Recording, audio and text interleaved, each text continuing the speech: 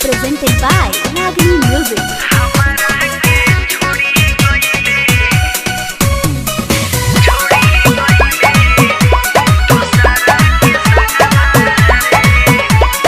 Music by Chaman Singh.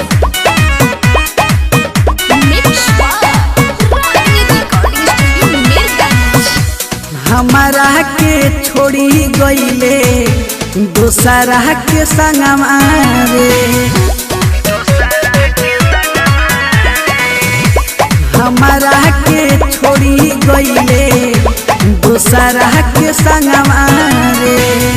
मिले हमसे आवत रहलू होते बिहनमा रे। मिले हमसे आवत रहलू होते बिहनमा रे। हमारा के छोड़ी गईले दूसरा के संगमा रे।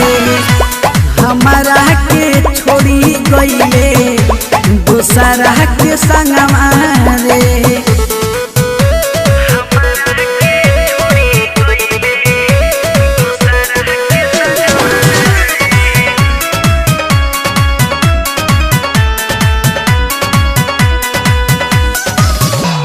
तू ही बताव जाने कैसे हमरा दिलवा के बात गोरी के करा से कह। दिलवा के बात गोरी के करा से कह। बुझले न ते तनिको हमरो गजनमा रे। हमारा के छोड़ी गईले दूसरा के संगमा रे। हमारा के छोड़ी गईले दूसरा के संगमा रे।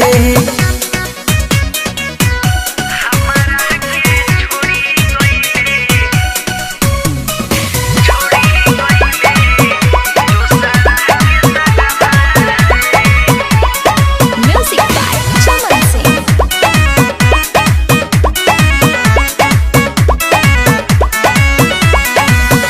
याद तो हरावेला तो जीव छटपटाता। जीले कैसे हम तुहरा ना बुझाता। जीले कैसे हम तुहरा ना बुझाता। दीपक राज तोरे बनी है सजनमा रे। हमारा के छोड़ी गईले दूसरा के संगमा रे। हमारा के छोड़ी गईले दूसरा के संगमा रे। Presented by Ragini Music.